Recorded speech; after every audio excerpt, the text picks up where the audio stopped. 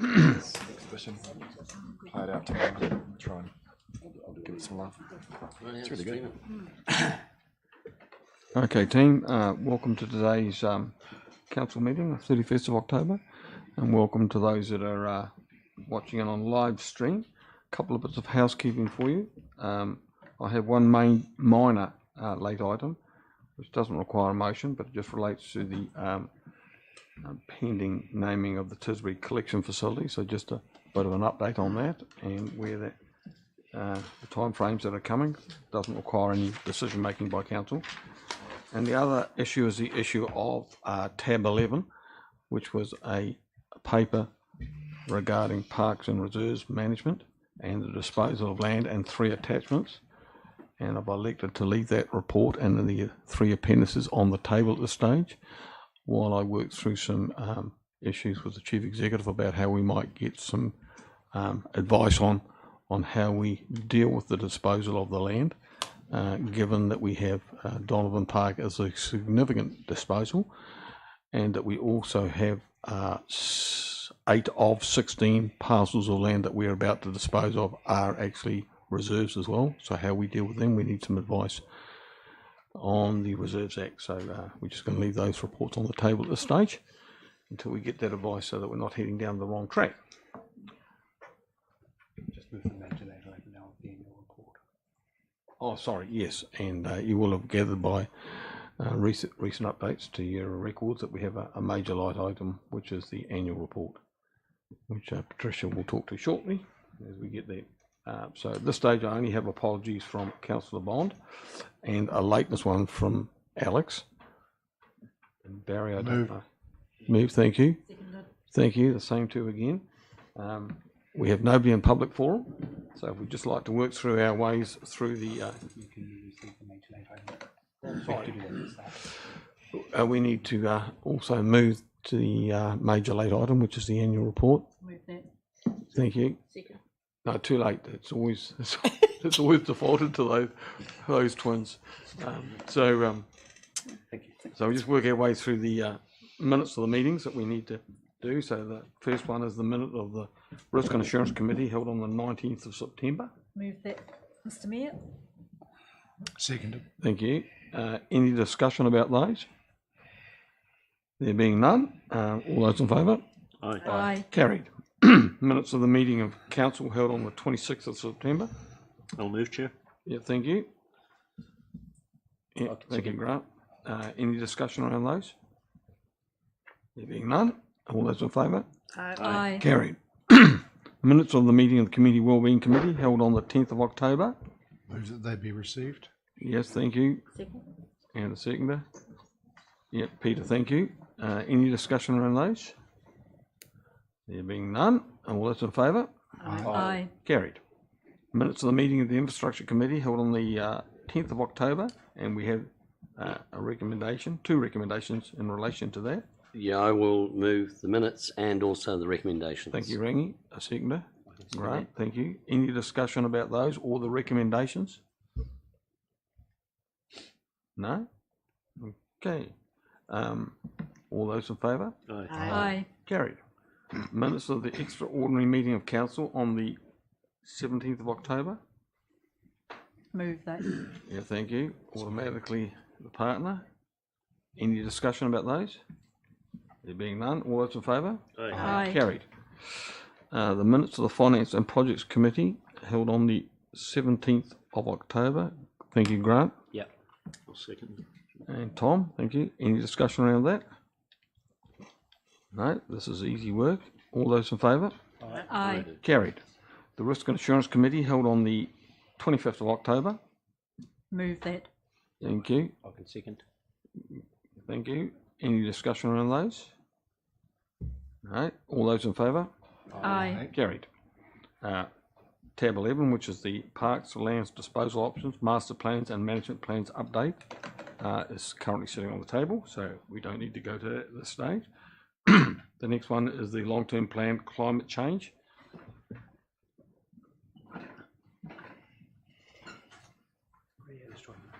Oh, sorry, Rhiannon, for you to speak to that. Kia ora, Mayor, how are you? Very good, thank you. Right, do you want me to just speak briefly to the report? Certainly. So, councillors, you'll be aware that we've been working with Environment Southern and Te Marama at a regional level. This paper brings some more detail to yourself around specific options that we can include for consultation in the long-term plan. It also brings forward to you the second calculation of council's emissions.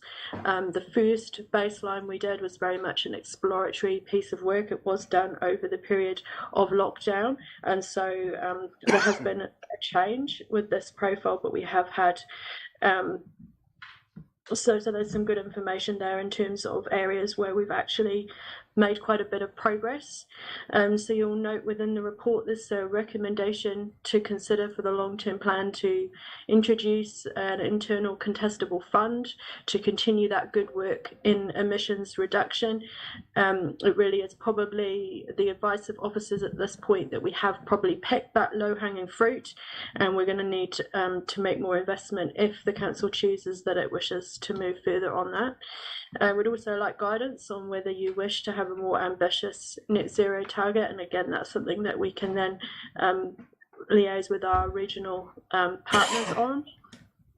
I've put forward a suggestion for you for an LTP indicator on carbon emissions reduction. It's recommended this is quite a new complex area that we include that outside the statement of service performance, but it's a good way of being able to communicate to the public how we are doing. I've set there a suggested initial 5% reduction target as potentially quite achievable, and again that's for your consideration. Also noting that we still believe that on the adaptation front that it would be useful, and we do need to invest further in understanding the asset condition data of some of our key assets, and again we would work regionally on that. And also finally there's some points that we recommend being made to central government as they work on that area of adaptation. So Mayor, I'm not sure if the Deputy Mayor as the lead for ICC at that regional level wants to say anything, but I'm happy to take any questions. Sure. I've got a couple to start with, Rhiannon. One is in the early part of the summary there, you talk about adaptation and managed retreat. Do we have any obvious areas in our city where a managed retreat is actually already known, or are we more dealing with adaptation? We need to understand further, and that's where we need to have that modelling. LIDAR is just the first stage before we can really give an answer to that question. Sure. So it begs a second question out of that then. We've been asking for a long time for the LIDAR information out of Environment Southland and the modelling that goes with it. So I guess that impacts our impact from our rivers, I guess in particular, is of interest, and whether there are areas of risk because of the potential for flooding, and how we would deal with that, be it adaptation or some potential management retreat. Is there anything on the horizon from Environment Southland to say when that will be available? So the LIDAR data is available now. Some of it's been utilised by council, for example, in the Sandy Point piece of work. However, you're correct in saying that further modelling is required before we can really make best use of that data. Environment Southland's given a pathway forward, and they have indeed started on some of that flood risk modelling, planning that project. So it is quite a few years of work that is needed. So it hopefully will be something we can consider for the next long-term plan. Sure. And just one I've got people interested. Just one other question, and I'm not sure whether you're party to the previous workshop we just had today in relation to Sandy Point, but there was significant discussion around offsetting our carbon footprint, for want of a better words, with increased forestry at Sandy Point, and potentially the increase of the planting of native trees, which we set ourselves a target of 50,000 a few years ago, and are currently sitting around the 20,000 mark. And in light of that, the potential for both those two, do we in your view, still need the 200,000 annual contestable fund, which is an internal contestable fund. So, you know, would those initiatives around planting trees go far enough that we don't need to have a contestable fund to offset further? So, as this report says, including the memo that's attached to it from the forestry consultants, there is, if you chose to offset emissions through forestry, there is quite a significant number of trees that would need to be planted every year. And that is something that does take time. As you say, the parks team are currently about 20,000 trees in. And that was initially going to be a 3-year project that was delayed by COVID. Sure. That 50,000 trees, give or take a few thousand, is approximately what you'd have to plant to offset every year of council scope 1, 2 and 3 emissions. But I guess I can't answer that question specifically because more work is needed to be done. It's really important that the right tree is planted in the right place and that we work with our partners, including Te Marama, to really understand what that looks like. I would suggest that the internal contestable fund is a sensible option in terms of enabling that flexibility for the resources to be spent in different ways. Okay, thank you. Tom? I'll try to turn this into a question, but the point is that the $200,000 is being spent to try to reduce our gross emissions, and the further that we can reduce those, then the less we have to plant out. Sure. And if you look at the cost of each of those two things, we'll need to make decisions about whether it's better to mitigate through change in a technology, or whether it's better to mitigate through planting trees. But the point of the $200,000, I think, is to try to get our gross emissions down. We emit about 9,500 tonnes of scope 1, 2 and 3 carbon emissions a year. I think just looking at what makes that up, that we should probably be able to half that. Okay. If we, in terms of gross emissions, if we do that, then rather than have to plant out 1,100 hectares, which is half the area of Sandy Point, then we'd only have to plant out 500 hectares, which is, sounds a more manageable number. So the two things go together, actually. Yeah. Thank you. Rangi. There's a mention of the savings at Splash Palace of saving 2,000 tonnes of carbon emissions. What is it now? That's obviously what we've saved. Can someone tell me what Splash Palace is poking out, please? Is that one for you? Well, we must know, because we'd have to work out the 2,000 somehow. So just to clarify, the 2,000 is the initial estimate of the annual savings that was done at the time of the installation of the project. There is details within the appendix of the calculation of emissions of Splash Palace, if councillors are interested in looking at that specific amount. Obviously, wood energy still emits a significant amount of emissions. It's just a lot less than the previous Thanks, type Rhiannon. of fuel. That leads to my next question: is why don't we go electric? Because there are electric heating systems for swimming pools, and then there'll be zero emissions because our electricity is produced either out of Roxburgh, Clyde, you name it, windmills. So why don't we go electric? So through you, Chair, we could explore that, and that might be something that the internal contestable fund, if a good project was put forward, could explore that. I think it's worth noting that there are still emissions from our electricity, even though it's renewable, because of the way that the emissions are calculated and including the impact of the whole nationwide network. So that's just something to consider as well. Okay, just that, like it's quite considerable. I can probably answer it, now, is that it's going to cost a heap more than wood chips.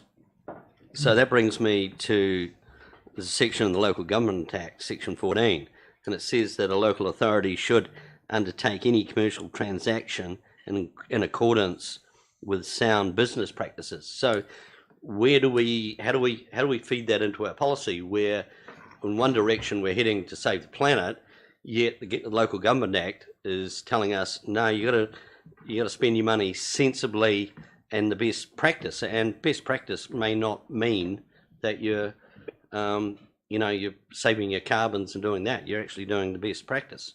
So how does that fit in? How does this policy actually morph? And the same with our 30-year infrastructure strategy. How does that fit into that we're actually doing the infrastructure strategy in a way that offsets carbon?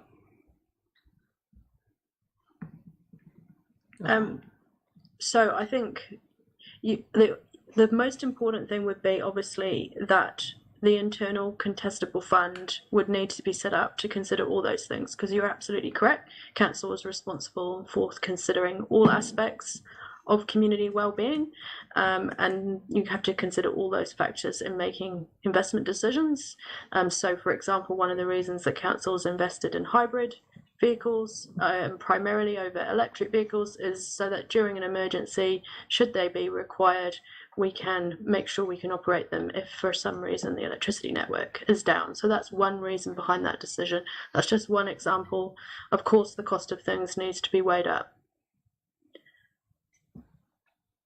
I think if I can step in here, Sure. if you go to page 114 of board books, is the part of the inventory report that shows the comparison in those different types of emissions, and electricity is still 1,213, whatever that measure is. I think it's tonnes. Yeah.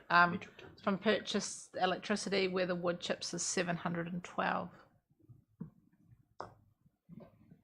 It doesn't make any sense. It doesn't make any sense. Chair, can I explain it? Because Yeah, sure. Thank you. That would be helpful. So you get, in terms of how the accounting is done for carbon, you get charged at whatever the grid factor is, as they call it. And the grid factor is that if, say, 15% of New Zealand's electricity is coming from coal or gas, say it's From 15%, Yeah. then you get charged 15%. It doesn't make any difference that we're hanging on the end of Manapuri. It makes no difference. So that's the way you keep, because the idea is that the whole of the country is in a big electric cycle, and it might be that sometimes you're actually getting electricity from the North Island. So you get charged at whatever's called the grid factor. The TY does the same thing. You get charged, even though it's linked to Manapuri, they still get charged about 15% for. No, I mean, that's actually good. And that's the reason it's different. That's the reason it's still. So it actually proves there's no science behind this. Yeah. Okay, Grant. Yeah, so just a couple of clarifying points. So with the contestable fund, that would be linked to trying to reduce the carbon by the 5% cumulatively over the 3 years. Is that what, or would that be in addition? So we'd create the $200,000 fund, and in addition to that, we'd look to drive some further emissions. So we could get more than the 495 tonnes that the 5% is cumulatively over the 3 years. Is that? I'm not sure where your numbers come from, but the point of the $200,000 is to try to reduce the emissions in the most efficient way. Yeah. So basically, of Michael's team, they would bid in for that. Yes. Yeah. Right. And if somebody's got a really good idea to reduce X tons for only Y dollars, then that they'd be able to execute that project. Now, the actual objective, if we take 2050 as our objective for net zero, yeah, then if you count through the next 27 years and you get it, then I don't know if that's 3 or 4% a year, but basically what's in here would get you there by 2050, right? Yeah. Now, what's the question that's asked? Rhiannon asked another part of this is whether we should try to do it quicker. We can't do it slower because the country's committed to 2050. Yeah, that's right. Yeah. But we could do it faster. If we were to commit to doing it faster, then either we'd need to hockey stick it, or else we'd need to increase that percentage to match the earlier time date. Personally, my view is that we should aim for probably 2040 rather than 2050, because it's an awful lot easier for us than it is for most other parts of the Invercargill. If I may, I Sure. suppose what I was trying to understand is, we'd be ambitious if we said we want the 5% cumulative reductions over 3 years, and the $200,000 fund is to add to that, which would shorten it up. It's to help achieve that at a faster rate. So it would in fact add to it, yeah. It would in fact add to it. So we'd end up with cumulatively more than 5%. It's the means by which you achieve it. So the $200,000 would be identify the best way to achieve that 5% plus 2% Right, per okay. annum. Yeah. I mean, I think that's pretty modest. Personally, I think you could set a higher target, but if you set a higher target, you would bring forward the date by which you're going to get to net zero, which I think would be actually the right thing for us to do. Yeah. Because I suppose my concern is that we put the $200,000 fund in, and then we just go for the real easy targets that were there anyway. And so we've just paid for that. And I work out there's about a 6.7 year return on that 200,000 at the current saving, right? If we value carbon at $60, which it is. So I think, and it's a little bit to Tom's point, I think we need to be a bit more ambitious. I think we set ourselves the 5% and then the 200,000 funds to add to that 5% over that 3 years. And then we're getting a really good return on that investment of $200,000 in terms of our carbon efficiency. So this is an area of expertise that I have none of. So you two can help me out, because in recommendation 6 there, it talks about provide guidance as to whether council seeks a more ambitious net zero target than 2050. So that could be 2040, as you say, Tom. Noting that the forecast roughly 500,000 to 1.6 million annual operational expenditure required to offset emissions is dependent on offsetting approach. So that's not quite right, is it, Rhiannon? Because that is if we did nothing with respect to reducing our absolute emissions.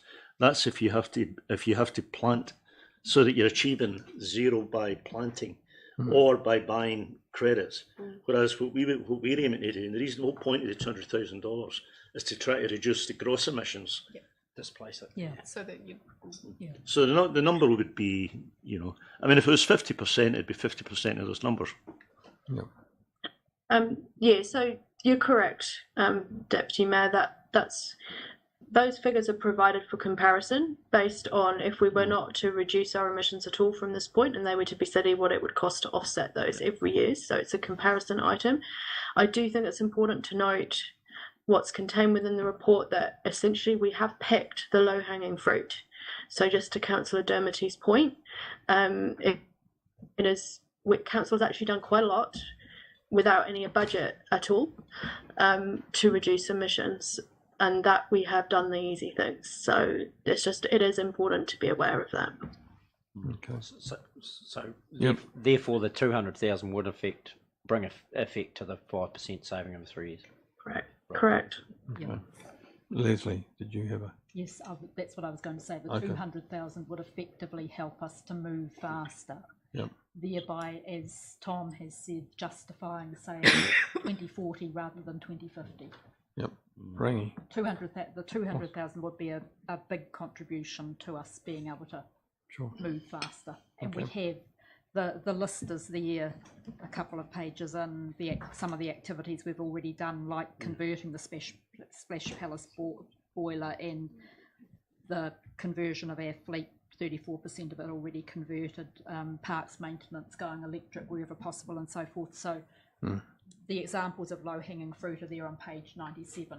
And as Rhiannon's indicating, we've pretty much picked the low-hanging fruit. Yep. Can I sorry, I know I'm picking, but just to calibrate we have emissions of 9,500 tonnes. That compares with Southland's total emissions of 6.5 million, right? TY's got 600,000. So our 9,000, is a drop in the ocean. I don't mean that in the sense it doesn't matter. I mean it in the sense that it's not that difficult, actually. If we're expecting the whole economy to net zero by 2050, then our 9,500, really, we should be able to make that disappear long before then. Sure. That's why I'm suggesting 2040. Okay. And the 200,000 as a contestable fund would allow staff to generate some innovative projects, and one's already been referred to, but there could be others that would assist us with that. Okay. Ringy. No. Oh, sorry. Does council have to be wary or take notice of its contractors if they have a carbon profile? Does that affect us, who we use, or is it doesn't really matter? Both either in providing services like roading, whatever, even to the point of where we invest our spare cash, which we do. Look at our investments. Do we take note of, does that bank or financial organisation have links to, whatever? So are we wary of that, or we don't really care? So if we get a contractor in, it's fine. Or is that something this policy should cover? Rhiannon or Michael? So I can speak briefly to that. You may recall when we put in place the procurement policy that we looked at that, the issue of carbon at that point. We've started to collect some information from contractors that fits within that broader scope. It's not recommended to go there at this point. That's based on advice from the Ministry for Environment and others. There isn't yet guidance for how local government should be working across this area. So we, as the report does say, we're expecting that we will be required to do this going forward. So we're very much in gathering more information, learning and starting, as Tom says, with the areas that we can address directly ourselves. So does that include financial institutions that we may deposit our money with? That would be I scope can't 4. answer that question. Yeah, it's further down the track. Evelyn. You just, in regard to the contestable fund, is part of the idea that any innovative and creative initiatives should actually spread wider than just our council? So in terms of our influence within communities, because I think in some ways it follows on from what Ian was saying, Councillor Pottinger was saying, if we take these initiatives seriously, eventually they ripple out into other parts of our business practice. So if we as a council or somebody within our council comes up with a really good project that reduces emissions, we can let the public know if it's applicable to other organisations. Is that sort of part of the thinking behind all of this? Not just that it helps us do better, but it could help the community do better. Yeah. Like to comment on that, Rhiannon? So I'm sure there would be learning that could be shared. I would anticipate that the fund in the first instance would focus on those areas where our target is specifically focused, which is on reducing council's emissions first. But I would imagine that after a time, if it was proving to be a successful approach, it could certainly be broadened out. Thank you. Sorry, Leslie. Oh, that's okay. I was just going to say it's phrased as a contestable fund for council projects to reduce emissions, but as Rhiannon's indicating, depending on the innovations that put forward for the contestable fund, there could very well be flow-on effects or other ways in which those particular project principles could be used to widen the impact. I mean, I think sorry, through your chair, although we are focused on our own emissions, get your own house in order first, right? But council will have a leadership accountability with respect to the broader community. Now we don't have any legal accountability in that respect at the moment, but it might well be that at some point in the future that is given to us. So where we do have leadership accountability is adaptation. No, nobody else is going to do that. That's going to be our call. Who's going to stop the Otapuni, flooding? Well, if we don't do it, nobody else is going to do it. Sure. Yep. Any other discussions? No. So for your benefit, Rhiannon and I will put recommendations 1 through 9 without 5, 7 and 8, which requires an agree or a disagree, and we'll do them separately. And just for your benefit, to note the comments that have been made around recommendation 6 about going a bit faster, for want of better words, that we have some appetite for that. I'll second that if you're moving. Okay, yeah, I'll move those. Leslie seconded. So this is excluding 5, 7 and 8. All those in favour? Aye. Carried. And now with options 5, 7 and 8, we'll do them separately so that people can have some discussion. 5 is we agree or disagree to an internal contestable fund. I'll move that we agree to that. Grants. Not to consult the community is what you're moving, Mr. Mayor. Sorry? What you would be moving was that you would be agreeing to consult the community. The agreement or disagreement. Oh, sorry. Yes. Sorry. Yep. So I'll put that we agree. Grant seconded that. All those in favour? Aye. Any opposition? No. Thank you. In 7, we've got an agree and disagree situation there. Somebody like to move one way? Leave it to me. That we agree. We agree. Yeah, seconder for that. I'll second it. Yeah, I'll fresh. second, yeah. All those in favour of agree? Aye. Any opposition? There being none. And the final one is option 8. And I will personally put disagree with that allocation to Environment Southland, and Grant's seconding that on the assumption that I don't think we should be contributing to more data analysis by Environment Southland. I think they've had long enough. Jim, may I speak to that before you? Certainly, and Rangi to follow. Yep. Sorry. So we've got the LIDAR data now for pretty much the whole of Southland. Yep. Southland's a big place. Yep. And there will be an enormous amount of data analysis done, which is useless unless you include in it things like flow rates of the river and so forth. It's not just a matter of, finding out exactly how high something is. You got to also figure out how much the flow rate of the river is going to change. So it's an enormous task. Yep. So even although if Environment Southland were here, they'd probably kind of nod that it's probably their broader accountability. The problem is that they might get to the Waihopai in 2090 or something, right? Mm.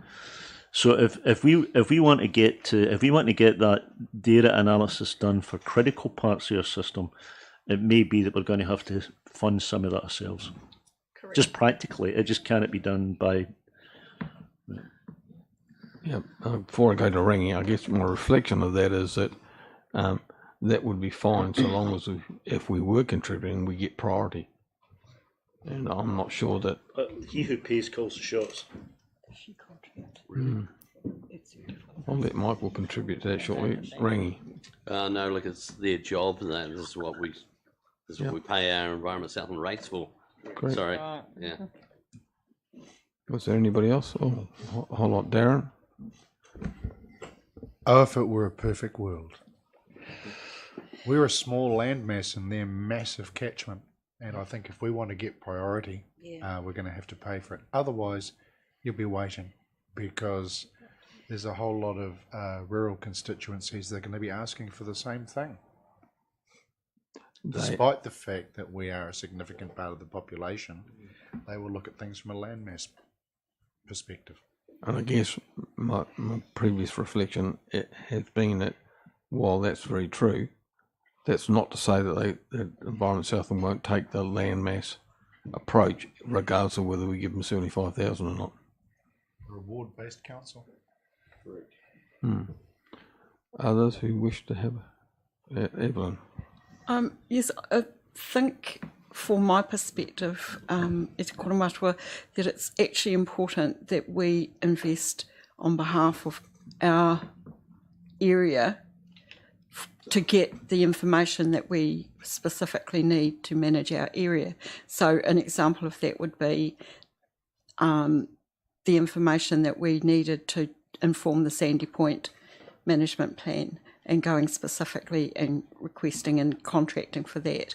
I think that we perhaps need to look not at us offsetting the cost of ES doing work that they would be doing anyway, but looking at contracting to obtain information that we need to inform our decision making, specifically what is within our particular business area.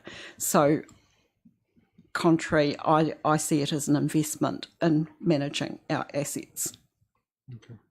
Before I go to others, I guess if Environment Southland is also being asked for funding, maybe they're asked for 150 given their land mass, will we be collectively funding work that should be done by ES? Yeah, that's right. I think though, Chair, that I mean, you might add to that if you wish, you know, that money stays under our control. It's not a $75,000 gift to Environment Southland. Yep.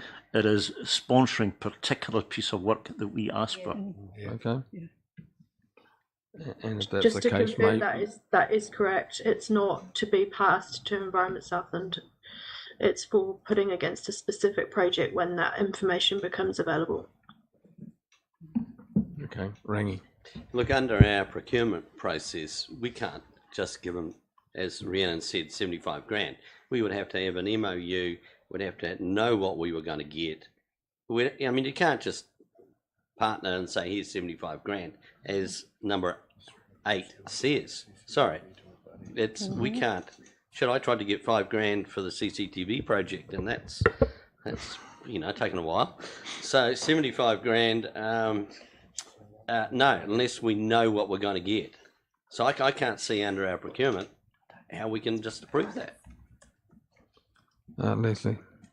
Thanks, Mr Mayor. I'm going to speak in support of what Councillor Campbell and Councillor Ludlow and Reverend Cook have already said. He who pays the piper calls the tune.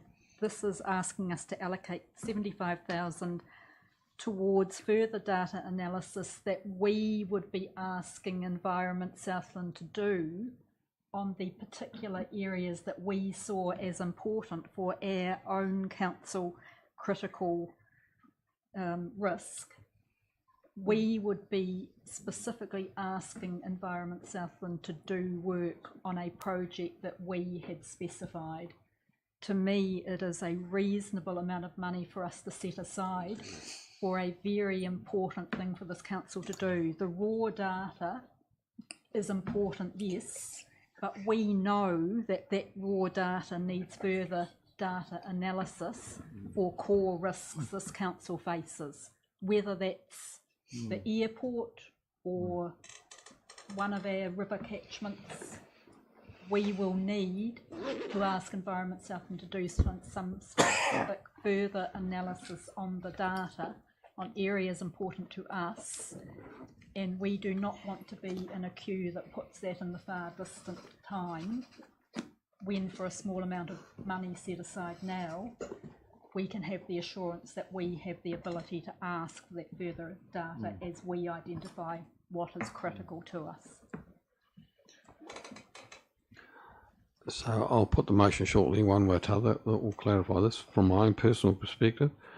And I think about a parallel process. If I wanted a health and safety assessment done by WorkSafe New Zealand, I would expect it to be done. Whether I'd expect it to be done ahead of anybody else, and whether I had an ability to pay the agency to do my assessment quicker than somebody else's, I don't think that's right. I don't think it's ethically right. We face ongoing costs all the time, this organisation does, and I pay my regional rates and I expect them to do the job, and if they don't have enough staff to analyse the data, they need to fund that, just as we do as well. We don't tend to go to other organisations and say, for argument's sake, look, we'll only process your consent if you give us some sort of support financially to do that. But I'm happy for somebody to put the agree if they want to. Mine's on the table. Chair, it may be that we're talking about data analysis to help us make decisions like, infrastructure and so forth. Sure. The words "with" in partnership with Environment Southland are there. It does not have to be spent with them. Yep. it could be spent with consultants quite separately from Environment Southland. And I think if it's that party that concerns you, because Environment Southland will not do everything. I mean, they will just not. They don't have the money. They don't have the people. They see places like Matara and Gore as higher risk than we are. So we're going to be a long way down the track. It might be that if we want some work done, and I think we will, some work done more quickly, it's not necessarily the money is going to be spent, is going to be analysed by Environment Southland. It could be by one of the private agencies that this work. Is that right, Rhiannon? And therefore I would propose you just take out the words in partnership with Environment Southland and just allow $75,000 for data analysis to assess climate change risk to the city. Yeah, that's correct. And if that assists remove that wording, gives us the flexibility to spend it where it's going to have best impact. Grant. Yeah, so I disagree with that fundamentally because I think it's double dipping, and I think it abdicates Environment Southland from the guardianship they have to take for all communities in their catchment. They rate us significantly, and if this work which they've undertaken because of the benefit of that work to those communities, they should have made that decision that they were going to put that information out as quickly as possible. If they haven't and they need additional funds to get that information out, then they've made the mistake in my view. So I don't see why we need to additionally fund more money to Environment Southland to get information that they've collected for the benefit of everyone in their community. So that's why I oppose it. However, what Tom's put forward, if this is worded differently around, because I do see the benefit in the LiDAR data and us using it effectively. I'm not opposed to that. It's just the double dipping approach to an additional take from the already rates that we pay as a city and our ratepayers pay. That's what I'm opposed to. So would you be happy for those words to be taken out? Yep. I would too, but having said that, that leaves the discretion with the chief executive about where the 75,000 is spent, and I would want some comfort zone that didn't go back to funding something in Environment Southland. If they've got extra needs for analysts, for want of a better word, and they don't have them, they should procure them just as we do from time to time, and they rate accordingly. So to that point, would we not write to Environment Southland and get an undertaking of how they propose to provide that information to us, when, and all those sorts of things, so then we can see, is it worth employing it, or if they just simply say, we're not giving you information till you pay the money. That'd be an interesting response. I don't think they would say that, but then we can ascertain, okay, well, then we'll invest the 75,000 on the basis that we're going to get this information here, and we can then invest in it and get the best for our city out of it and the best bang for our buck as ratepayers.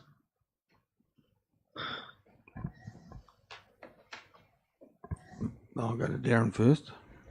Thank you. I wonder if we're deleting Environment Southland from there, if we add to assess the climate change risk to our core council assets. So we're more defining what it is that the money's for. ICC assets. I'm okay with that.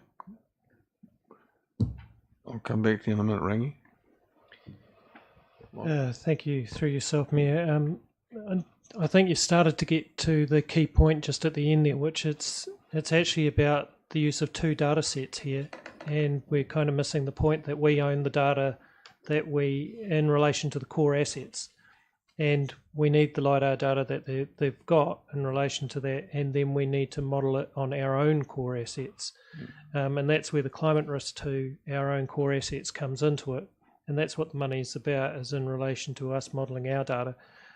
So that's not Environment Southland modelling the LiDAR data, it's using that data to model it against our own data that we have on our own assets. And that's where that difference is. It's not, and the part around working in partnership is mainly around using their data to come across, and actually where we need to interpret it, working with them so we can understand it better from the perspective of our own core assets. Actually, all of the data is public access. Not necessarily from our own core data assets. No, I'm saying that the Environment Southland data is public access. Okay, Rangi. Look, to me, it just appears from all the discussion that Environment Southland aren't doing their job. and we're relying on another option. I mean, it's like us going out to someone else because we're not happy with the performance. I mean, this is a key role, whether it be, Southland's a large area, but it is really important that we understand those risks. But we also have to acknowledge that Environment Southland is really of no use in us progressing this. We just physically cannot do it. And it's, all of the possible flood points in the whole of Southland, no matter how keen they are, even no matter how much money they have, they just cannot do it all themselves. All at once. Leslie. Thank you, Mr. Mayor. So, with the suggestions that have been made, we would be changing the recommendation to say that council agree to allocate 75,000 towards further data analysis. The further data analysis is the key here.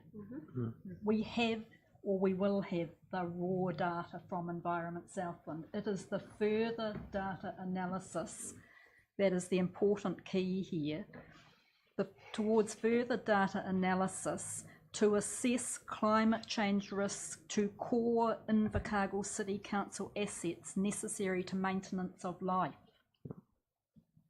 That's the key. The key is the further data analysis.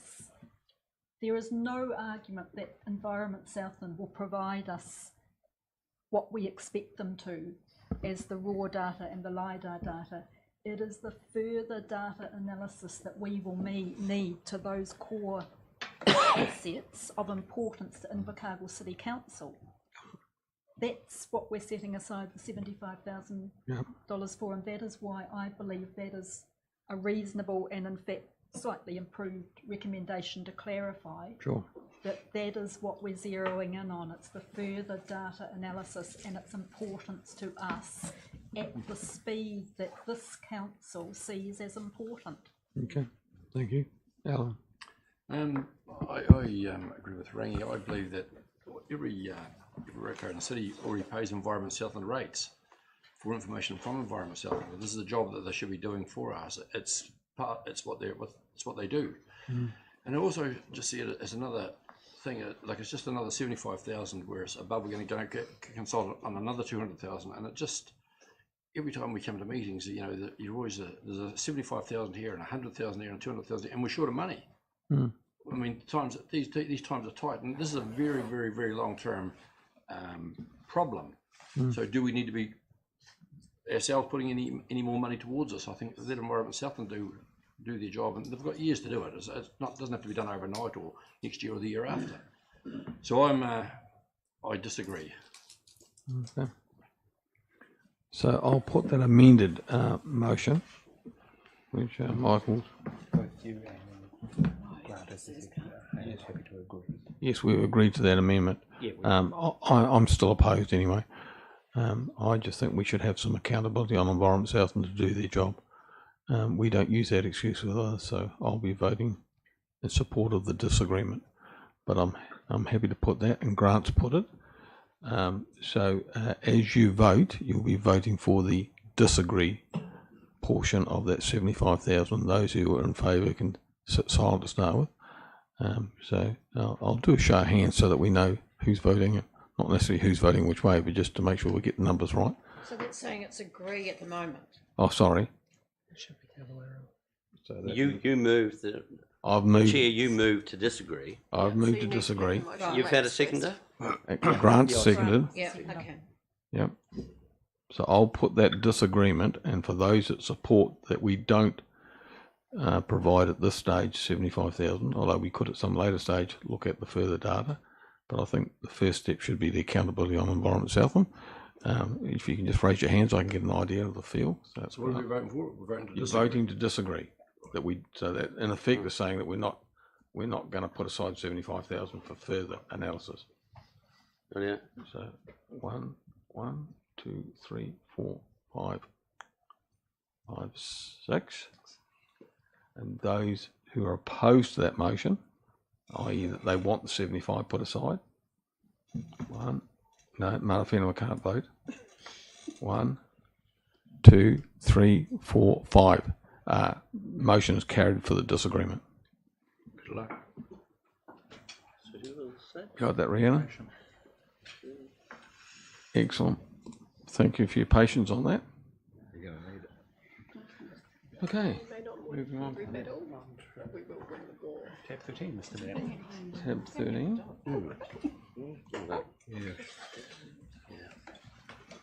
Long-term draft budget direction, which is tab 13.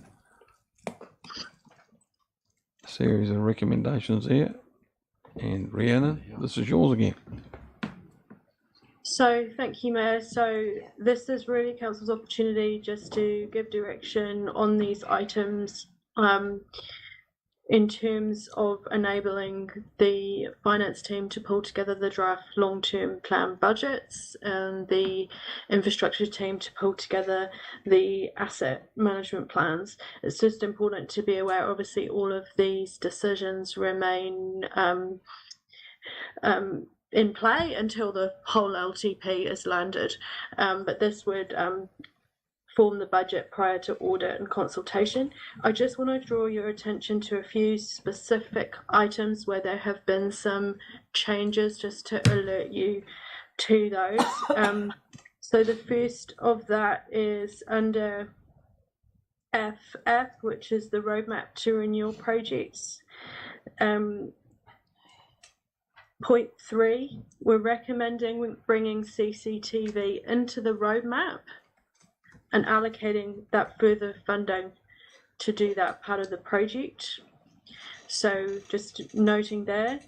And then also under FF.5, the Bluff boat ramp. And apologies, this was an error during the earlier discussions on this. The items that the Bluff Community Board had asked for in terms of adding to the scope of that project, which is for additional toilets, is added. And operational expenditure, that operational expenditure is a one-off expenditure to scope for the car park. So just drawing your attention to those two items specifically. Yeah, thank you for that. So I'll start the discussion off by just working through the list. I guess my reflection is that often when we've had these sort of workshops, and the last one was a good example of that, I personally raised some reservations about some issues and people heard that, but then it just seems to plod on quite nicely with the figures. So I'll raise them again, given that we're in a decision-making area now. On 2A, Rhiannon, it talks about Wakakotahi Road to Zero low cost and low risk safety improvements, $2.4 million. And I raised at the workshop, and so I'll raise it again. I don't know why we are committing $2.4 million of capital starting next year, given that the definition by nature is low risk. And not only that, heading towards a road to zero focus at 2050, I think, which I don't think anybody in this world believes it will ever get to that. So that's one issue for me. The other issue I raised, which is on 2D, which is city centre maintenance and repair costs, and I was supportive of having somebody do that. It just seems 100,000 is an awful lot of money per annum.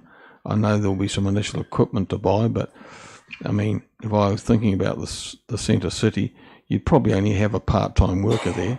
I'm not sure how we get to that 100,000. The Otata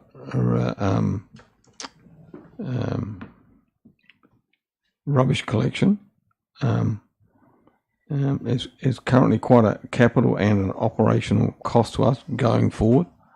And I wonder again, given that everybody in Otara makes their own arrangements for rubbish collections, the cost to the ratepayer is going to go up, because I know what it cost me to have the weekly bin, the recycling bin,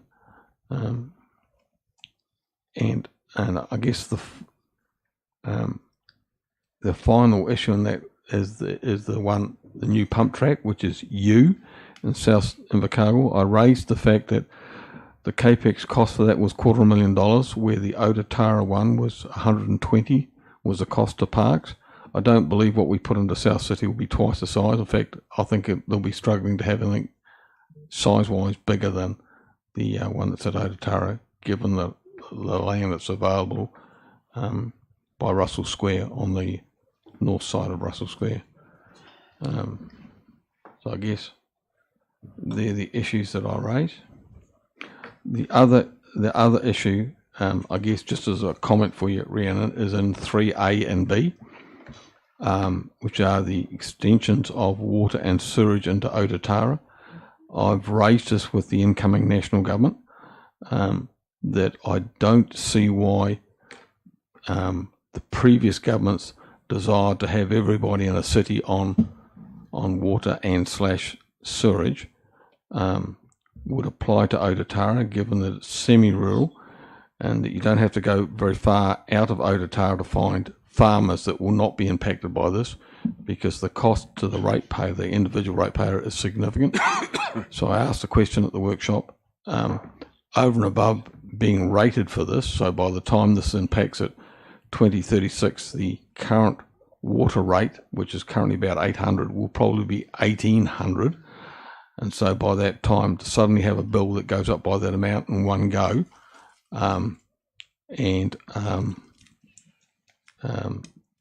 where that water system has been in place forever at Otatara, and I'm not aware of anybody getting sick from collecting water off their roof, as they don't in the rural areas. So I've asked the central government whether they will look at that, and I've got an undertaking back from some key players in national to say, as part of the Three Waters look, they will look at that wording around, does everybody in the city. Now, Otatara is quite unique, and its uniqueness is that it's semi-rural, but it's very, very close to the city. Normally these places are a bit further out, but they said they will look at that provision around that. So I guess I'm just signalling that. Rangi. Is there someone who can answer questions on the Waka Katahi thing? Sure.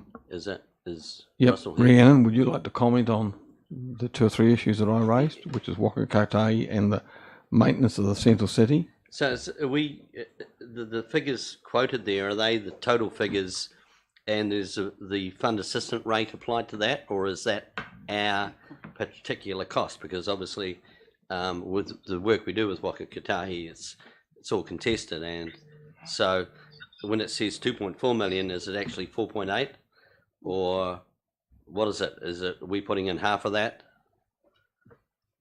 So the first point I would make, Mayor, is that all of these decisions in this paper are brought to you as a council to make. Yep. We have clustered them as indicated earlier to make the decision process easier. I don't think anyone would have wanted to see agree, disagree against every item, but just to make that clear. On the question of the Waka Katahi funding, the first item 2A is co-funded. So what's our share?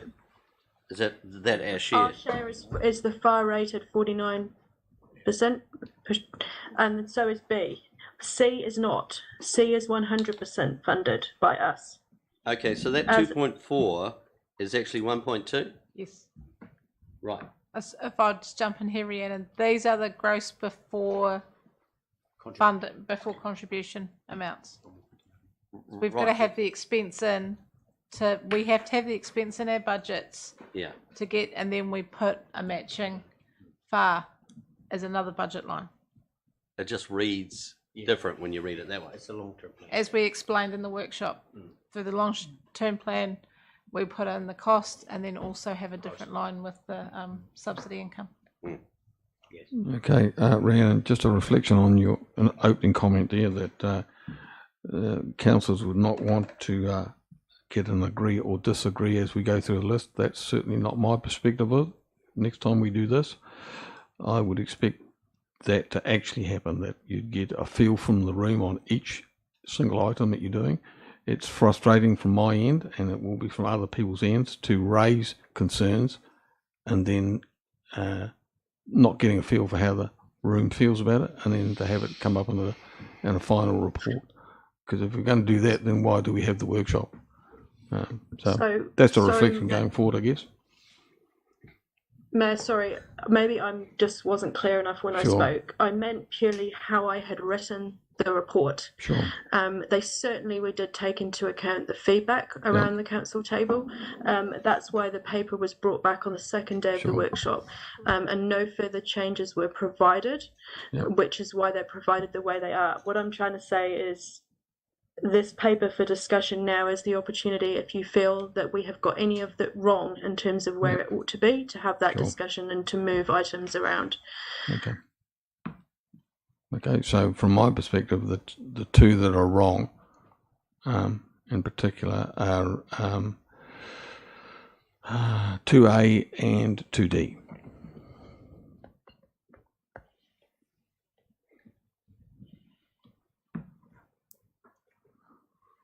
So can I inquire what you then want to do with those? Are you suggesting? Well, I guess what here in the paper, or again, this is the flaw in the system for me, as I did raise this at the workshop, and while we may have $100,000 cost in the first year to set up equipment for whoever's going to do the inner city maintenance on a daily basis or whatever it turns out to be, which I agree with because we need to maintain what we've put together.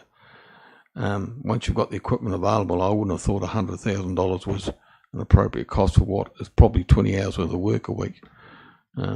If you think where our inner city is, which is, I guess, Walkner Place, Erskine Don Street and the connecting streets, that's not a 40-hour-a-week job, 8 hours a day, I wouldn't have thought. Yes, so Mayor Clark, what I'm asking is for that one, for instance, are you suggesting it stays in this list with an amended figure? Yep, potentially, but again, it would have been, I guess, and I'm not trying to reinvent the wheel here, but I think as we go forward, having this discussion back in the workshop stage would be helpful so that we're not going through line by line on this one, because that will be a painful exercise. But anyway, yeah, I will move an amendment to that, because the issue is it does say per annum, so it's an ongoing cost. It's not just a one-off cost to start with. So then, can I ask on 2A? Yep. Were you suggesting an amendment to that or removing that to the list? And well, personally, for me, I'd remove, because I think that any safety improvement that by definition is low risk, that we've got other priorities. And even if our share is $1.2 million, that's close to a 2% rate increase. And again, per annum. You're suggesting then moving that particular one to item 4, which says agree the following items will not be included? Sorry? Yeah. Recommendation 4 in this list is one that says agree the following items will not be included in the draft budget and may be reviewed. Are you suggesting 2A should be removed to be 4? Correct. T. But I'm open to people having some discussion about that. I saw Patricia frowning there before when I suggested it's a 2% increase. The advice we were given at this workshop is roughly every 700,000 in cost is about 1% in the rate increase. So that if we have our share of that Waka Kotahi being roughly half that amount, 1.2 million per year, that's 1.6, 1.7, 1.8% rate increase. Just to correct you there, Mayor Clark, it's 700,000 of operational cost. Yep. This is 2.4 million of capital per annum, and that, if I recall from the workshop, was what Russell said was our intersection improvements, our dangerous intersections, or those ones. It's the improvements on our road. The low cost, low risk category is a Waka Kotahi category. And that's how they categorise different projects. We currently have, I'm trying to think back I would say it'd be about the same amount, if not a little bit less, in there at the moment. So we're wanting to maintain that, if not more. But and it's subject to the Waka Kotahi claim anyway, so we have to put a budget through to Waka Kotahi, but around Christmas time with what we'd like to do, so it's still subject to their approval. I'll come back to the hands up in a minute. Just as a reflection of that, I can't reconcile how you make the statement that we have potentially some high danger intersections, which I think are the words you used, against a Waka Kotahi low risk safety improvement suggestion that we contribute 1.1 or 1.2 million dollars to. It may have been a poor choice of words. It was intersection improvements. Yep. Okay. I've got some hands up. Grant.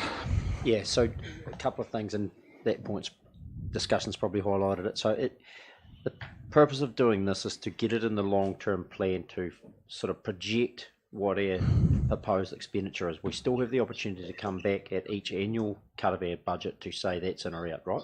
Sure. So that's important to remember, I believe. Second point to what Patricia talked about, and I agree with how she's explained it. The discussion at the workshop was very much about this money is set aside to improve some high risk intersections, likes of Mill Road, North, and Bainfield Road, as an example, which has had a couple of few very close calls. So that's a good example. And having it in bookmarked only gives us the opportunity to bid for the money for Waka Kotahi. If we don't have it in a long-term plan, we can't ask for it. Yep.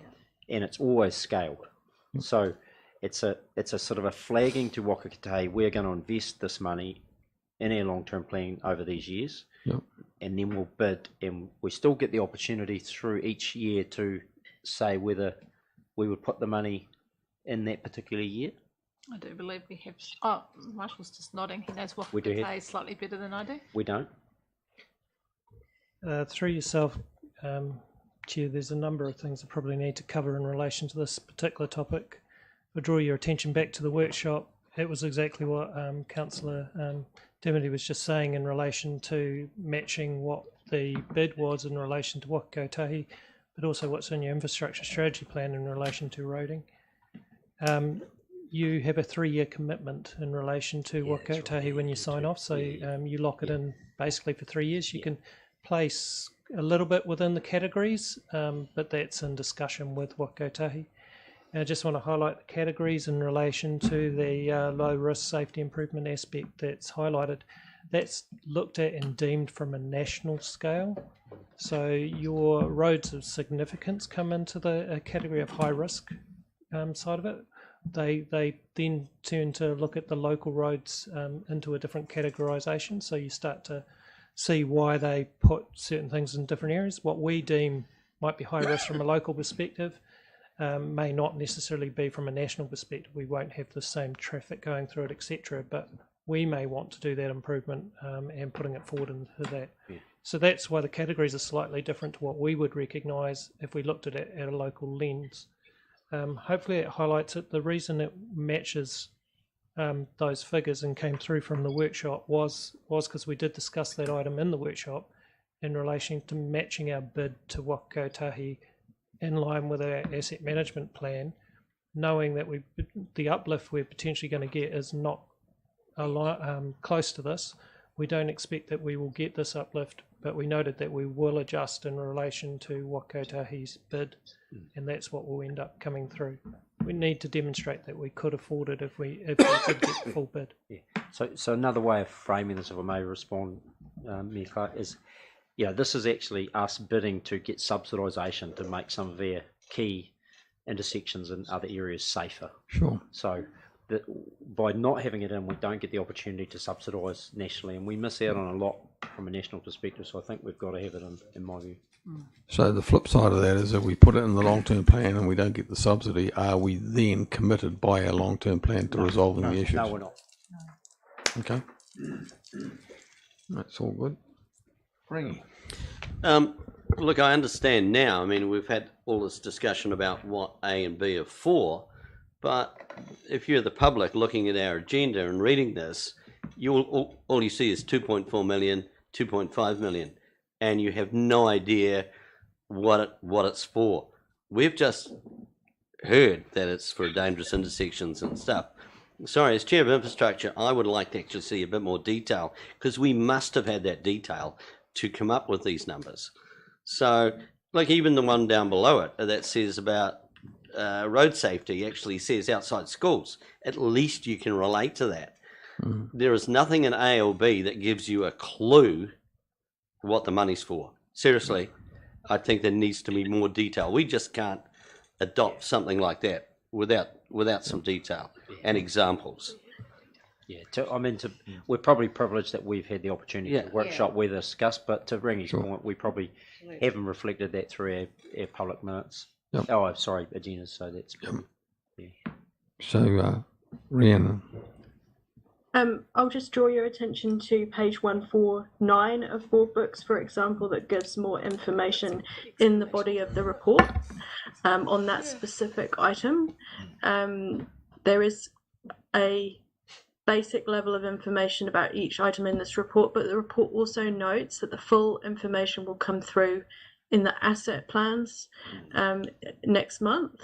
This is one step of a process to enable the finishing of those plans.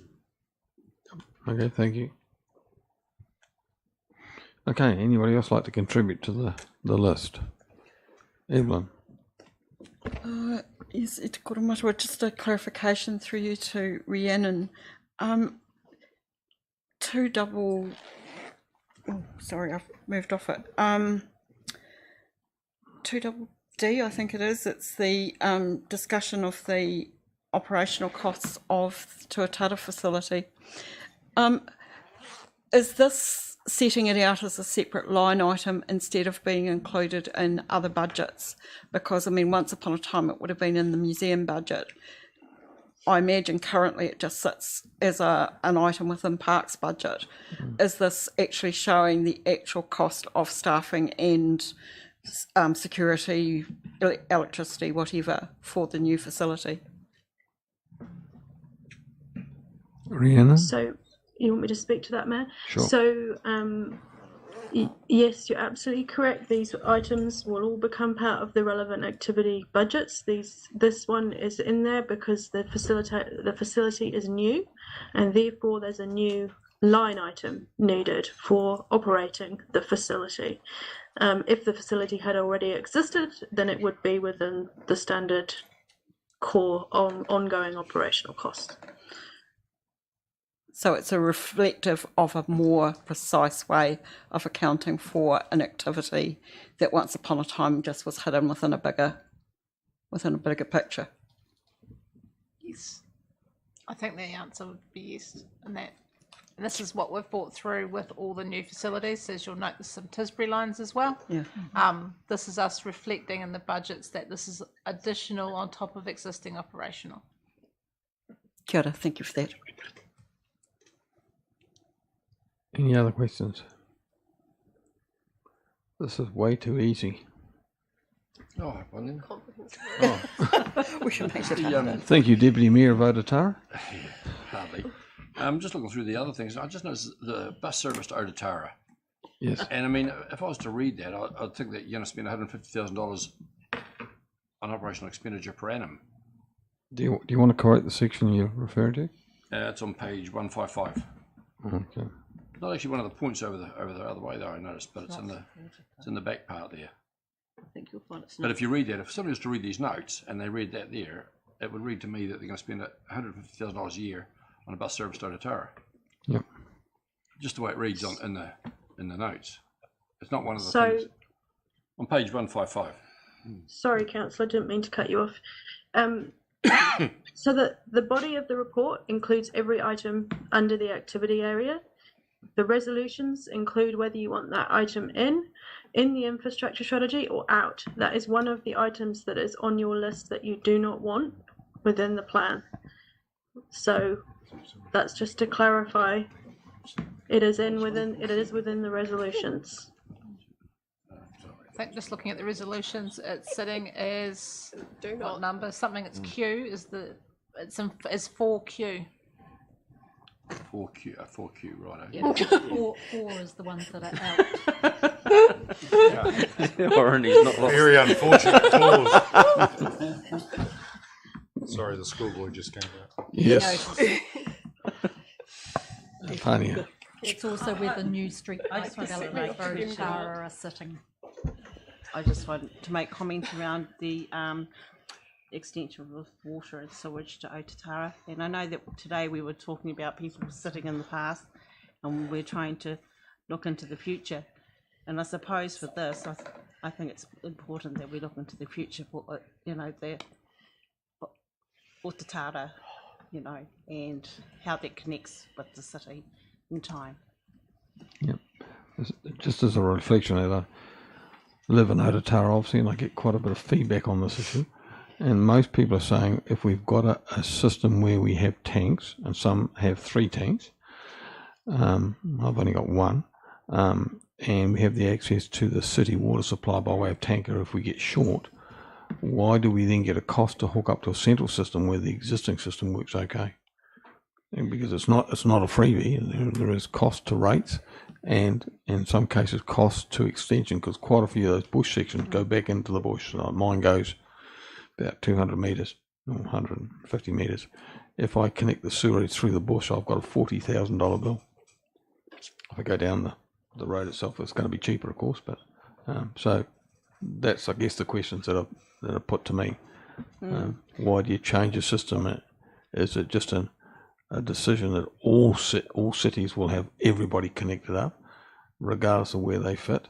Being mindful that RD9 is not RD9, which is Otatara, is wider than Otatara, so there'll be some people out at the beach, I suspect, and some people going out Staunton Road and things that will not be on the system because they won't be deemed to be part of the city, but they're out, further out.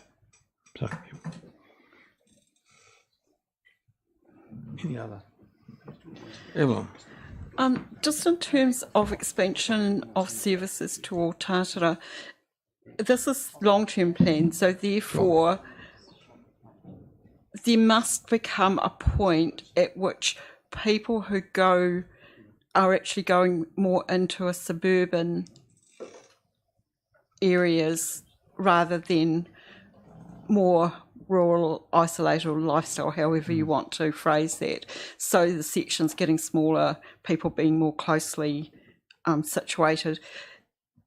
Therefore, the demand for services may tip the other way. Is this us future-proofing that we are constantly looking and exploring the possibilities of extending services to places that don't currently get services, and that is keeping us as a council future-proofing? So it's not just the water, but it could be any of the things that are particularly directed towards Otatara, rather than just saying, lots of people have these already. But if you're a new person going into a smaller subdivision, do you necessarily want to have that expense? Or are we starting to see an expectation that there will be reticulated water, or the options for sewage on a section become less practical, where that has to be off-site sewage disposal? I'm posing the question because I know that as we intensify, these will be questions that people are asking. Are we approaching that tipping point, therefore we're doing this planning? Okay, I can answer that because I've had some discussion with Russell and others around this exact issue. So the issue, I guess, the wider issue is this is not a city suburb, because if you go into Otatara, with the exception of 3 streets that were Allen and 2 adjoining streets that were a social experiment, everywhere in Otatara you have 1 or 2 options on the size of your section. So in my case, I'm not connected to the sewerage. I have to be at least a hectare. So that's 2.5 acres. I cannot subdivide lower than that. If I'm connected to the sewerage, and many of them are currently connected to the sewerage, 1 acre is the minimum size of section. So even if we have a subdivision at the current rate, you can't have a subdivision that has 40 sections on it that are all 1/8 of an acre. That's not possible in Otatara. So what they're saying is they've gone out there for a lifestyle choice. They've taken the extra cost of the land, because there is an extra cost, of course, having big sections, and they don't see the reason for the extension to a city type approach when it's clearly semi-rural.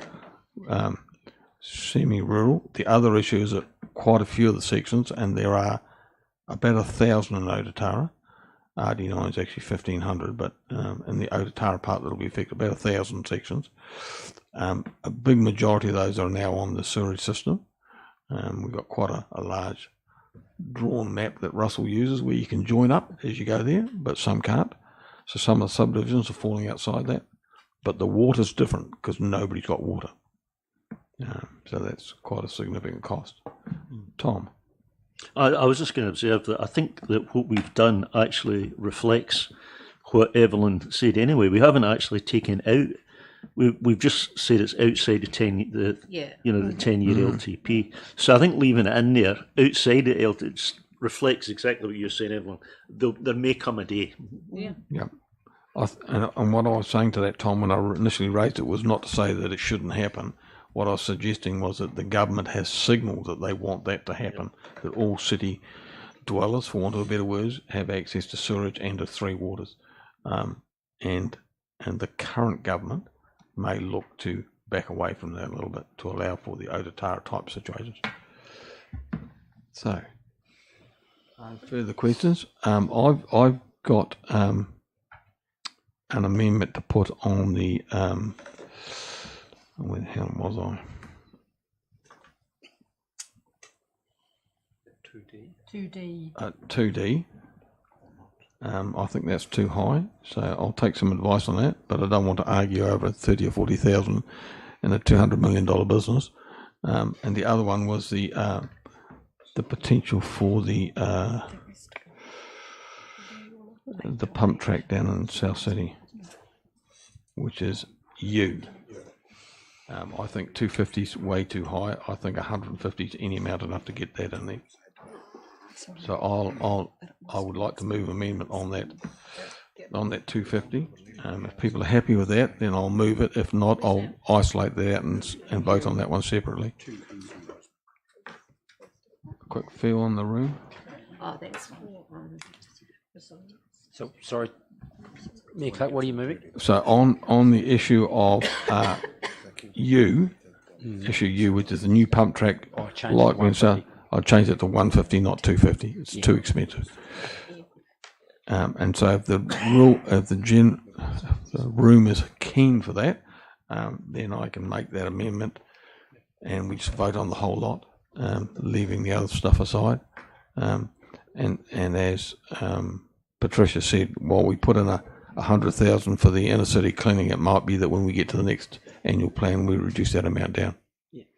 Rangi. Look, just on the pump track one, obviously we had, how many years ago, the Costello Legacy one, and that Otatara, and that was $80,000. No, all up the cost was 120. It was 120. Okay, Yep. so there's a reference point. Is this on a similar scale? Yes, I've looked at the space it sits on. Yeah. If you come across where Russell Square is, you've got a playground, and you come across the street, and there's an open piece of land there. Then there's some trees, and then there's the 2 dog areas. Those trees areas in there, unless you want to clear those trees out, I suspect they wouldn't want to do that, will be of comparable size to the Otatara one. The Otatara one's reasonably large when you get on-site it. It's got quite a bit of space, but highly used. When I asked the question the other day, the advice was what we're looking in South City was twice the size. I just don't think you could get twice the size on that piece of land. You'd put it way too close to the adjoining road, which would be a safety risk. But I'm not going to die in a ditch over that amendment. Sorry? They probably need one twice the size. Well, they do, but you've got to have the land to put it on, and it's got to be in an environment that's safe. One of the issues of the Otatara one, even though we've got an arterial road, the kids can't get from the pump track to the road. Yeah. There are intervening ditches that make that bloody impossible. And when you look at the mobile pump track that they had down in Bluff, it's been around the thing. I mean, it fitted in a room about this size. So I'm no pump track expert, but the kids had fun on it. They really do. Yeah, you go to Otatara on a sunny day or weekend, there's 20 or 30 kids at any time on that, really. There is the question of, it's saying South Invercargill, there is still the question of whether it might be Newby Street rather than... Right. They're not to afford on their location, are they? The location is not specific there. No. So Newby Street would allow a larger And safer. pump track and safer as it happens. It's not specific about the location, it's saying No, I do understand that, but I also understand, and we had that discussion quite some time ago about where it'd be located. Certainly my view of that was having it by the playground, which is more focused on very smaller children, where these pump tracks tend to engage kids 4 or 5 through 13 or 14, that age group. I think reducing it back is a good idea, and then if it comes back and it needs additional capital, we can look at that. Yep. Yeah. I think we keep it at that level and test how good we go. Sure. Any opposition to that amendment? You've got that, Michael? Okay, so I'll put all the recommendations. There are 4 lots of them with a whole lot of recommendations.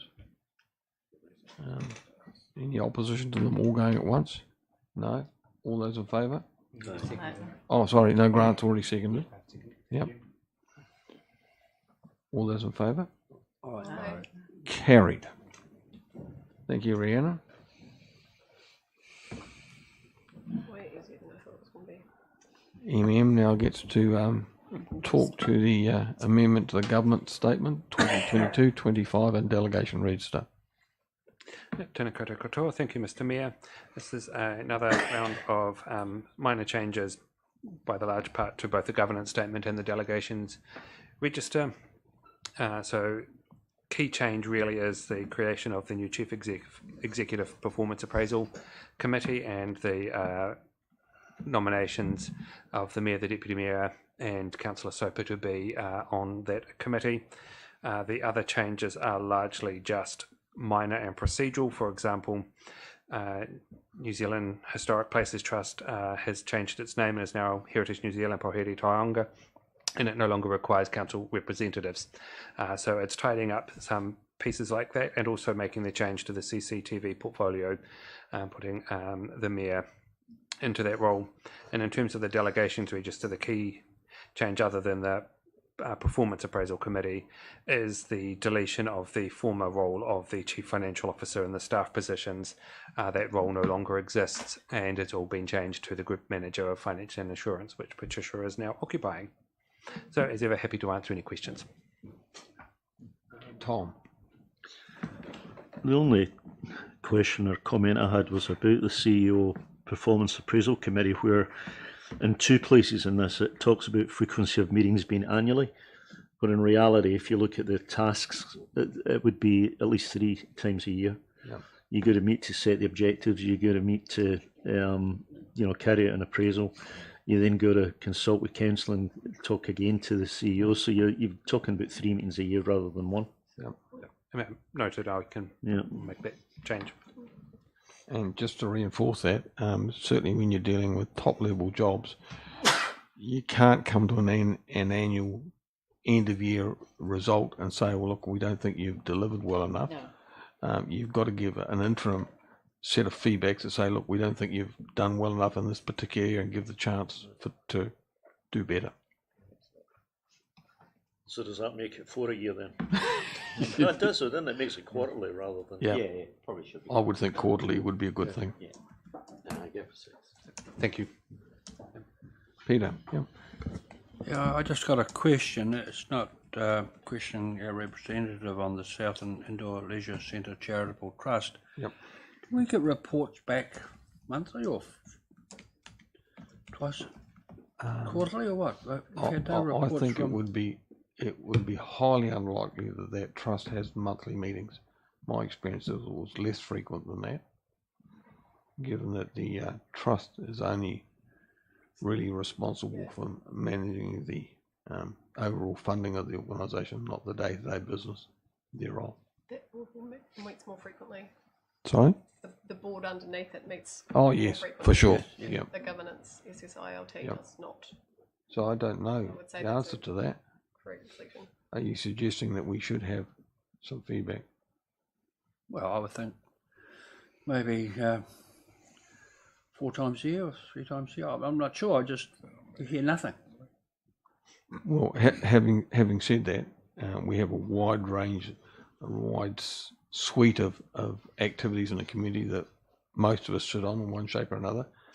I don't see a lot of feedback coming from that either, other than the annual sort of, this is what they want going forward, and then some description that goes with it. But that tends to come from the other agencies as opposed to our representatives that are on the boards of these things. Okay, thank you. I'm happy, Mr. Mayor, if it helps to prepare a paper to suggest that our appointments to external organisations have a reporting regime, and we would add that into our calendar to bring back to council at periodic intervals as a suggestion. Yeah, I'm guessing that Councillor Soper will have a meltdown if she has to report on every single council appointment that she's got. She's got a whole swag of them. And I'm just mindful of the fact that it absorbs time, more time, if you have to report back. So I'm open to some suggestions around that, but not too regular, I think, would be the thing, because it gets time consuming as it is. Trish? I think I would agree with you. I think what Leslie said recently with regard to the heritage, where she's reporting back on what she knew, was that kind of thing is sufficient for us, because it could be very, take a lot of time, and perhaps isn't necessary. So I'm picking a suggestion that might say 6 monthly, a 1-page email type document that people can read if they've got an interest, if other councillors got an interest, with a no surprises clause, which I'd expect anyway. So that if something really important comes up in the work that we're doing, then you give your colleagues a heads up. So through you, Chair, I mean, that, but a small amendment to that would be that I think it might be it could be on a rotating basis, so that you don't get 20 pieces of paper each 6 months. It'll be more than that. Every month you get 2 or 3. Yeah. We can work on that timetable and circulate for suggestions. Yep, that'd be helpful. Any other input into that? Yeah, Evelyn.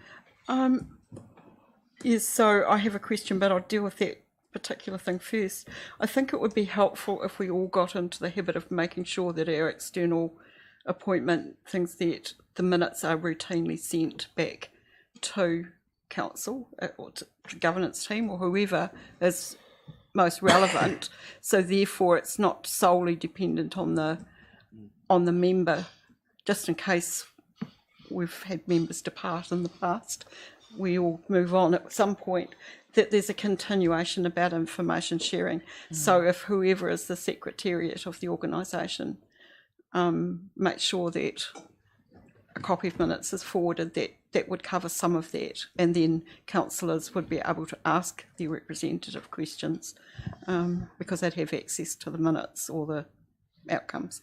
So my question actually was under 5.3.2, community wellbeing, arts, culture and heritage, including SMAG.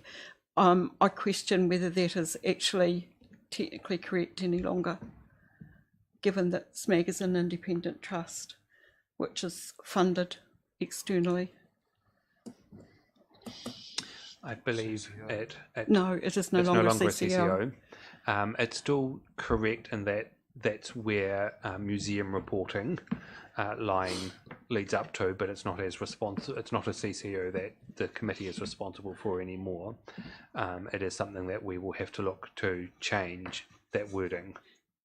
Well, technically, it's no longer the museum. No. The museum will be a separate part. But this is so the I am raising the question because I think we need to be mindful that there will be 2 separate reporting lines, if that is the case, and not to get them confused. No, thank you. I agree. We will work on breaking that up to make it clearer in light of the changes that will be coming in relation to that. So expect to see a further change to the delegations register in November. Sorry. So just 2 quick responses to that. I think, Michael, would be really helpful that we push along the collection trust, for want of a better word, for a name change. I don't know how many times I've asked for this, but lots of times, because it is confusing to the public that we keep referring to the Tisbury directors as some way involved with SMAG. That implies the museum. The other issue that Evelyn raises is the minutes of the meetings. Now, I think we've got at least 30, maybe even more outside organisations we interface with. I'm not sure there'd be too many councils that would want to get 30 sets of minutes every second month. I think that would, I think what that does is it turns people off. They just don't read. I think getting a snapshot from our delegates that says, look, it's been business as usual, but there's a couple of key points that you should be aware of, alert you to something you might be interested in, as opposed to just thinking, Christ, not another report. But open to having some.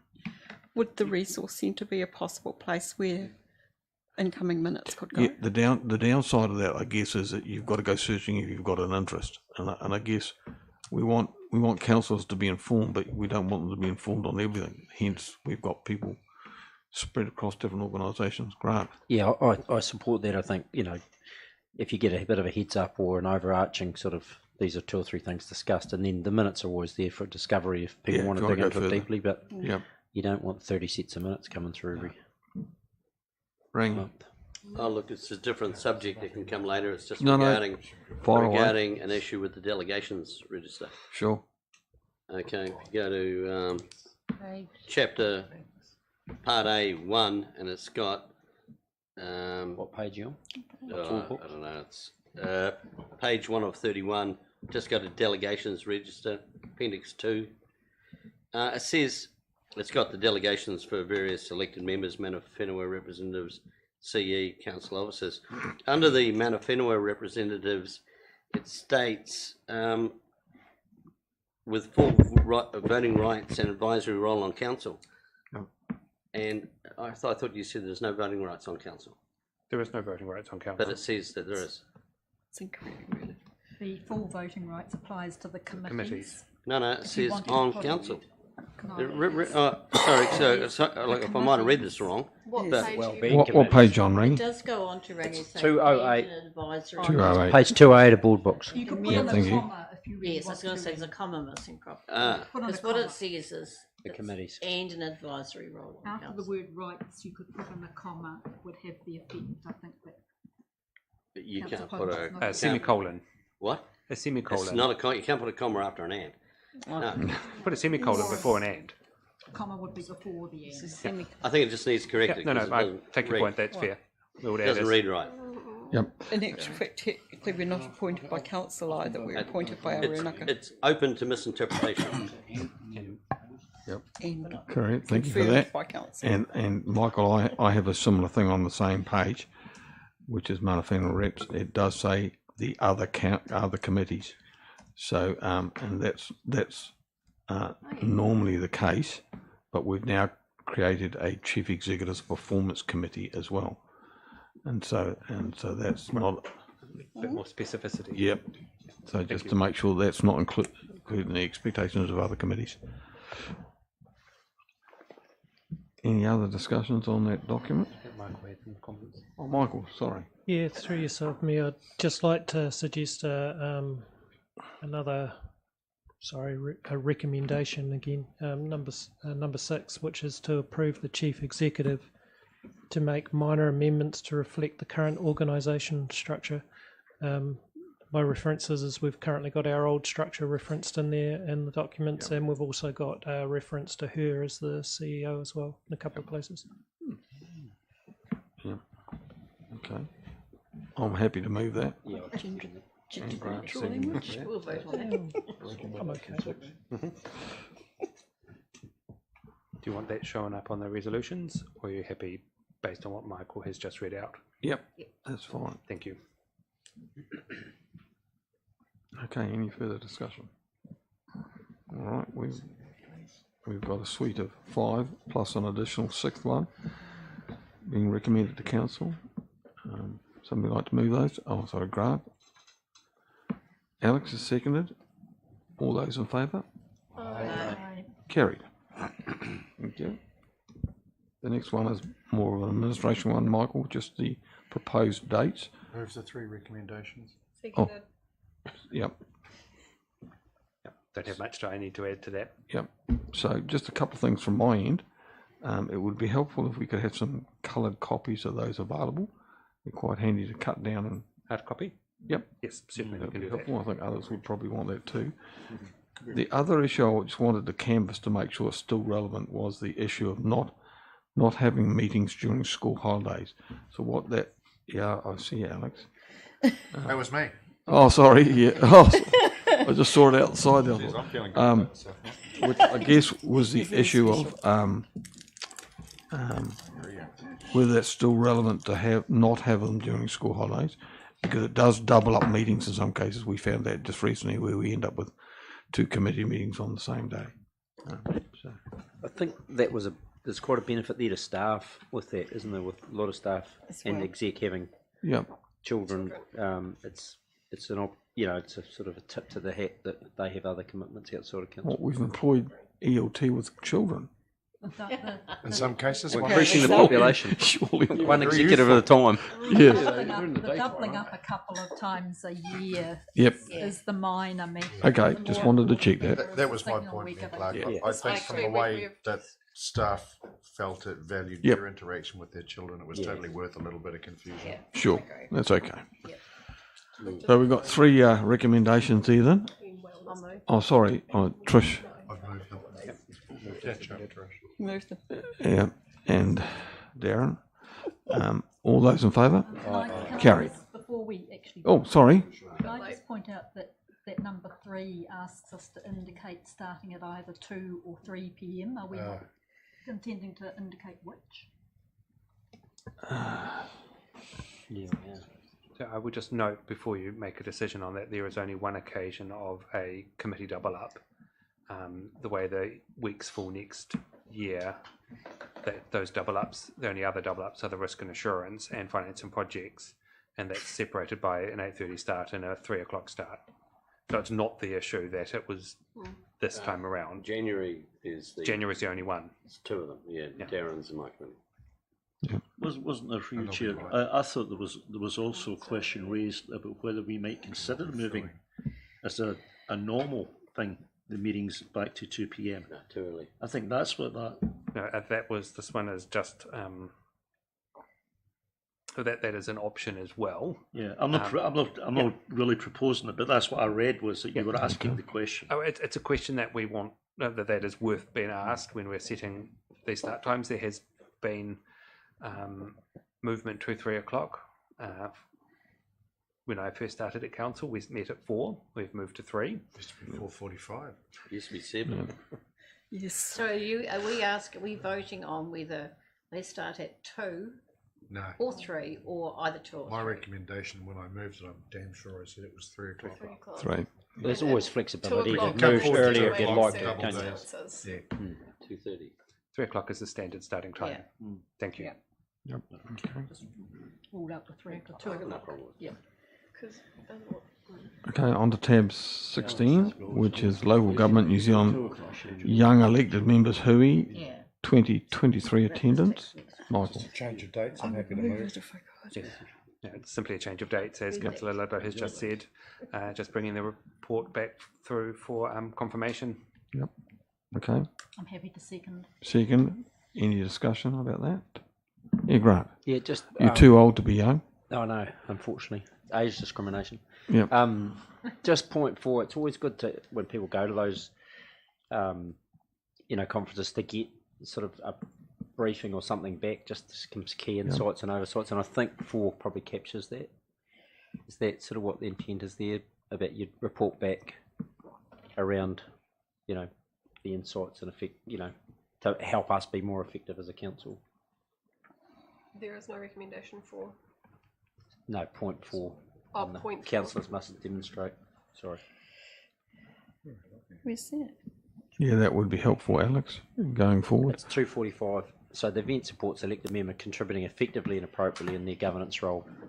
So in terms of the governance role that Alex would be representing us, she's reporting back to us on just, these were the key pieces that came up here, or these are the sort of trends that emerged from the conference. I always think that's good because we can all grow from one person. Yep. I would be more than happy to do that. Yep. Will we set that same standard for everybody who attends our GNZ conference as well? Yeah, it's an interesting debate. I've attended for 4 years, 3.5 years now. I used to do copious notes and copious long emails, and I know most people were not receptive to that because it was just too much. So I try now just to get key points. Email out. Sorry? I flicked an email out to all councillors and my summary of thoughts of each of the sessions I attended, just as a bit of an insight. And sort of without it being sort of one step away from verbatim. So just the key things come out. I think knowing what the young elected members are thinking is really helpful. Recently went to a conference where they had the deputy mayor for Nelson, who looked as though he was 16, but was probably a little bit older than that, in a very conservative council. It was on a panel with some much older people, and he was bloody bright, really was. Yeah, it was. His discussion was fantastic. So knowing that input, and we've got quite a few mayors now that are quite young, and we've certainly got to transition towards female as well. So it's good to have different diversity in that group and to know what they're thinking. So yep, that's all good. And when I go, I'll certainly go back to just doing key points without trying to cover every single topic, because that just puts people to sleep. I think if you're identifying the bullet points, we can come back if we want. Yeah, Absolutely. of course, yeah. And often there's notes that come, I know with local government New Zealand, all the video sessions, so if someone flagged a particular thing with an infrastructure, they could actually go and watch the full session online. So it just helps us keep upskilling and be across governance issues. The theme for this one is anga whakamaua, and we're taking over 45 young elected members to the birthplace of Aotearoa in Waitangi. So there's going to be a lot of, we're weaving Te Tiriti through the entire kaupapa of the conference. So there's going to be a whole lot of learning opportunities to upskill quite a few of our young mayors as well across the country. So something that as chair really fills my soul to be able to provide these kind of opportunities. Sure. Okay, 3 recommendations. A mover. Thank you, Darren and Leslie. All those in favour? Carried. Ita Koromatua, can I ask a question about that? We don't get to vote, so I'm delighted that Alex is co-chair is having this opportunity, but extending what Councillor Dermody said further is Maruata as well. If we have members who go to that, the opportunities and making sure that people are offered the opportunities to be involved at that, because that is also a growth experience for some people. So just to emphasise that LGNZ and YEMS is not the sole extent of what the opportunities are, and how we deal with that going forward. And I take Councillor Dermody's point about reporting back as well. I think should person go at the council's expense, it would be expected that they would report back. Yeah, I think there was some interesting debate with Local Government New Zealand in the last term about iwi attending their own group. And it was interesting, they initially started off just by saying the only people that qualified were iwi that were elected members, but they subsequently widened that out to include people who might sit on as representatives as well. So yeah, it's been an interesting development, and then the issue then becomes the cost as well. Can I ask a question? Is that also to do with training? I'm sitting here listening to you thinking I've done that training course this year, and I haven't reported back to anyone because my head was not working. No, we'll get our pound of flesh out of you when you sit at a hearing. We're anticipating getting a qualification. Yes. And our expectation is that you are then able to do the job. But I think, I think the point, it's up to us to be responsible to everyone else around. If we think there's an opportunity for others to have an insight or to perhaps glean some learning from something we've experienced or attended, then we should do that, because then we all grow. It's the same reason I keep harping on about future for local government, because that's something that I'm privy to as part of my LGNZ role and my National Council role, but unless you weren't sitting in that room or were privy to those conversations, you wouldn't be aware of it. So it's it's those kind of things that you get, those insights that you can bring to the table from the perspective of things you're involved in.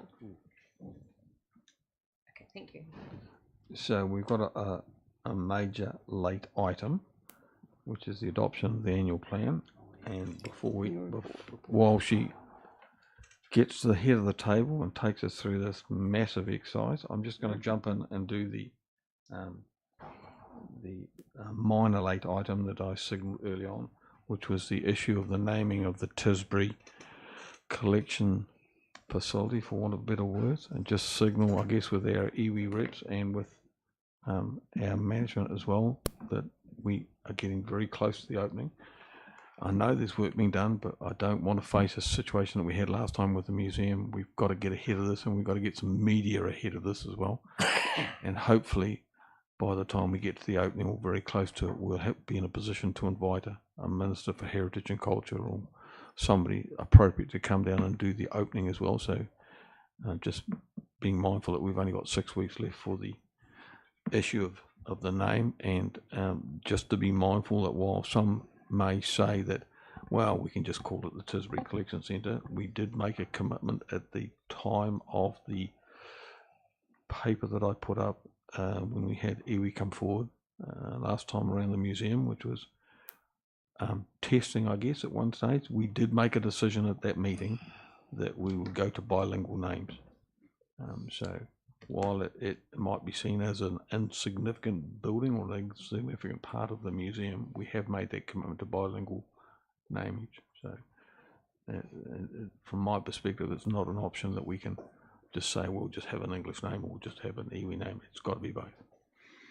So just flagging for the players that are involved and already involved, we need a little bit of haste on this if we can, so that we can get ahead of it in relation to the comms and get ahead with the invites from an appropriate minister to do it, because this is the ideal chance to engage with the new minister, whatever shape that takes, given that we might want some funding for our museum shortly. Get them down, give them a good photo opportunity, whatever it takes. Patricia. You say that with such this and apologies for this being such a major late item, but literally I received sign off of the accounts from Audit New Zealand at just after 9 o'clock this morning. We were still making changes yesterday as a result of the reviews over the weekend. So it has been an audit right through to the wire, as there are many councils around the country doing the same thing as you are this afternoon. And apologies, I have apologies from Chris Janae, our auditor from Audit New Zealand. He felt that he had discussed with the with the Risk and Assurance Committee last week at length, and he was rather busy. I think we were one of 3 signing today that he had. It is with some pleasure that actually I give you an annual report for adoption that shows a significant improvement in both our non-financial performance measures since last year, but also shows a maintaining of our capital expenditure. Over the last 2 years, Council has invested just under $100 million in our capital projects. That is more than it had done for the 4 years before that. So we are investing in capital and delivering. And when we're putting together the achievements which are outlined in the annual report, we're struggling to fit them on a page. We are delivering much more than what we have done in prior years, and we're bringing that to you. There is, however, a financial deficit as a result, principally for Council. It's a result of depreciation. When we sat here in March adopting the 2022 financials, we had an asset revaluation of $215 million. That in turn meant our depreciation went up by $10 million a year, and that's the large part of the deficit that we're showing. We have had some ups and downs along the way. We have revalued the roading assets again, just because inflation is not helping us at the moment in relation to our asset values, so they're going up. So we revalued the roading assets, and that's a $5 million increase in the value of those in 1 year. It's probably a smaller asset base, So it is becoming an issue that we may have to revalue one of our waters for the next financial year in order to try and maintain audit compliance. There was 2 qualifications to the audit opinion. So the draft audit opinion's included in the agenda. I do have a signed audit opinion now. One is in relation to the value of the opening balance of the comparative numbers. So this goes back to our 2021 qualification around asset values. The other is in relation to a non-financial performance measure, which was our road travel smoothness measure, which is seen as a measure of the quality of how easy it is to travel around our city roads. That is more because we had a data integrity issue and it could not be audited. So they have said that they couldn't give an opinion on that. We couldn't find an alternate way of auditing that particular measure. So we have taken the qualification and we'll look at some data integrity improvements. From that, there is no other. The technical issues that we had going into it were in relation to the valuation of the investments in Invercargill Central Limited and the loan. The loan has been auditor happy with how we've treated it in the annual report. We have taken a provision for potential non-repayment of that loan. It's a technical accounting thing that has to be assessed every year that we have that loan, and it is done as at 30 June, so before any refinancing of the loan had been discussed or was known. The other aspect was in relation to the investment in ICL, which is held by Invercargill City Holdings Limited. They had reduced the value of that investment, and that's been taken through into the group. So if anybody's looking at the group financial result, that is a deficit after tax of over 50 million, principally the result of the write down of the investment in Invercargill Central Limited and the depreciation coming through from council. So group, before we did that write down, was pretty much on par with last year. That write down we had to do from a accounting standards perspective and was following what had happened from the holdings company on a consolidation basis. But the one thing that I would like to say is I want to thank both my team and Audit New Zealand. It's been a very different audit than we've had in prior years. We have changed internally how we've done stuff, but Audit New Zealand have also adapted and worked with us, which has been great, and the team they spent a lot of time actually in Invercargill, which made it a much easier process. And yes, we did have nearly more auditors than we had accountants in the building for some weeks, which was a challenge, but we have been able to work through that.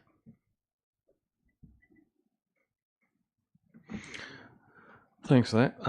Certainly my reflection is that this year has been very good. For those who weren't here at the end of the last audit, it was horrible. Meant to be done by the 31st of October. We got it in February, I think, from memory. And I got so frustrated at the end of it that I just took a position I wasn't going to sign the annual report, which meant there'd be a report to go to Parliament, and I just thought that would trigger some high level discussion above the Auditor General, and that wording got out to some of my colleagues, of which there were 30 councils at that stage that hadn't been done by February. So that generated a overnight frontage here of some senior players in Audit New Zealand. The auditors changed, and the current bunch are really good, to the extent that they're so paranoid about getting it done on the 31st that they wouldn't inch it out 7 days so we could get that data on the rating. So that's how critical it was for them to be seen to be doing it, knowing that we were potentially a squeaky door come local government New Zealand thing. So that was really positive. Just 2 things about the report. On page 258 on there, you've still got Southern Museum and Art Gallery Trust as a CCO. It was at 30 June. Yeah. Oh, It 30 was June. still a CCO. Okay. Yep. Well, that answers my other question, which was the council committees would in the future need to reflect the chief executive's whatever it is, performance monitoring committee as well, but that's just something for the future. Okay, any questions in relation to that, Tom? Yeah, again, I'll try to turn into a question, but the adoption of the annual report is probably the most important governance accountability that any governance group has, whether it's a council or a board, legal accountability that we have. I have never known that to happen ever in any board I've ever been on without the auditors being either present or on Zoom to answer questions. And I just, I mean, how unusual is that? I've honestly never known that to happen before. It is. I have known it to happen on the 31st of October before, where the auditors have not been able to be present because of competing priorities. It is unusual, but probably should be seen as the fact that the audit team spent some time with the Risk and Assurance Committee last week. And it seems to me that it treats the council as a rubber stamp, but actually all the legal accountability does not sit with audit and risk, it sits with council. Done that? Yeah, that's true. So I'll leave that for you, Patricia or Michael, to feed back to the auditors. The other issue I have is the escalating cost of the annual audits. So as we go forward, we have some eye-watering amounts coming towards us, and using a very simple process. This is what we get audited on each year. The Auditor General said there's some new criteria up here, and the question that I am going to ask through Local Government New Zealand and potentially directly to the Auditor General or any MP I can get hold of is to say we can't afford this extra cost. It runs to hundreds of thousands of dollars. And what I'm going to suggest to them is, look, you've looked at this for the last 10 years. If that bottom cluster, you've found nothing wrong and it's not a significant risk area for us, why do you keep monitoring it annually? Why couldn't you monitor it every 3 years, for argument's sake, which means that you've got more capacity to do work here without a huge amount of additional cost? So I am going to ask that question because I just think this industry is creating a huge amount of costs that come onto us. Rangi. At the Risk and Assurance meeting, I asked the question because it does detailed infrastructure auditing. Sure. That if it was of any use, then why is New Zealand's three waters in such state? Yep. When each year it gets audited, so you go back 20 years. Yep. So it baffles me that you can do all this auditing and make recommendations and keep an eye on that you're doing things, and the detail is incredible, yet you'd have to say that 80% of New Zealand's 67 councils have their three waters in a shocking state. Yep. So why are we paying hundreds of thousands of dollars for this? It just baffles me. So I was at that meeting, and I didn't really get an answer, did I? No, you didn't. And I said at the time, even though your questions were making people very uncomfortable, it was the right question to ask, I felt, because when you look at the biggest risk that we've got in this organisation, it is the renewals of three waters. And I correct me if I'm wrong, but I think about something like about 60 or 70% of what we spend annually is on the three water network and renewals that go forward for that. And so for it to have an ongoing audit process that doesn't recognise there's some major shortfalls in that, just beggars belief, really, in some ways. So, we didn't get it. And they were very focused on, well, we're not worried about, no, they didn't say they're not worried. They said, we're not focused on what you should have spent. It's more focused on what you spend and how you spend it from an audit perspective. And I'm not sure that was all that helpful. Because you're quite right. We've got some huge legacy now, and 80% is probably very conservative. It's probably done something more than that. There's not many councils that are feeling good about three waters in the future for that. Grant. Yeah, thanks, Chair. Just some comments, really. Just I think acknowledging the staff's input into getting this across the line, in a very timely fashion in the way they've engaged with Audit New Zealand, and a tip of the hat to Audit New Zealand in terms of their approach this year, particularly versus last year.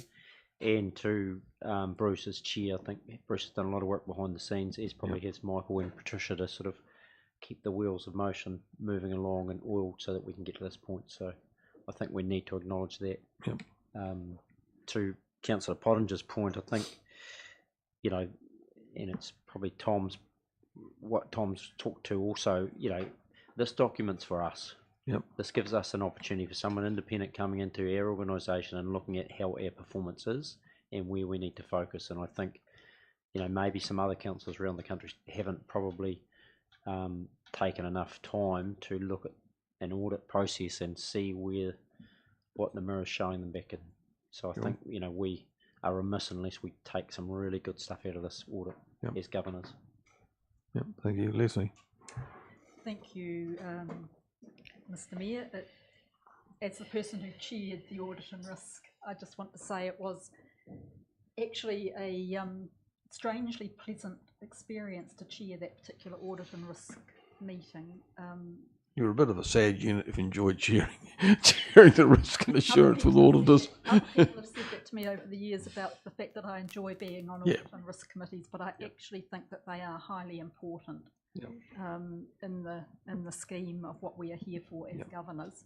And that one was a particularly good one to chair, and I pay all tribute to the usual chair, Bruce, who was unable to chair it, in saying that compared with last year's audit and the tenseness that was created largely because of the attitude of the Audit New Zealand auditors of the time, it was as Patricia has reflected, quite a different and much more cooperative and pleasant approach.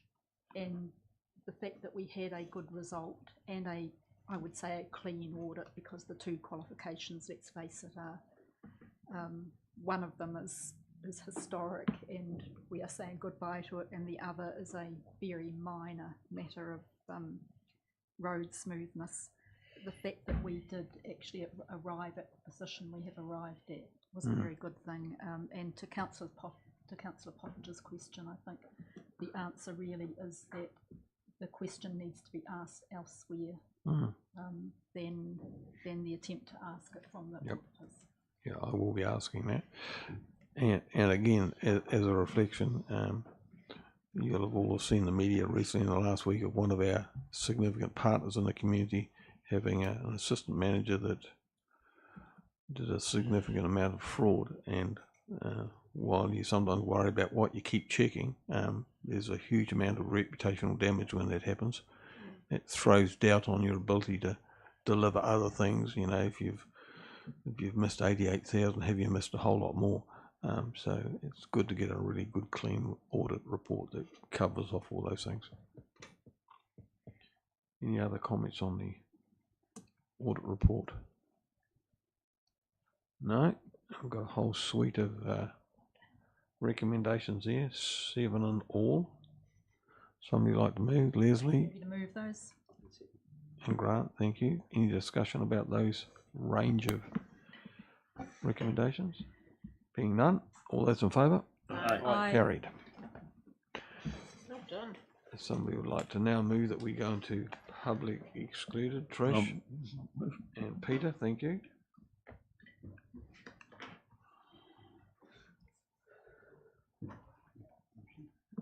Oh yes, all those in favour? Aye. Carried.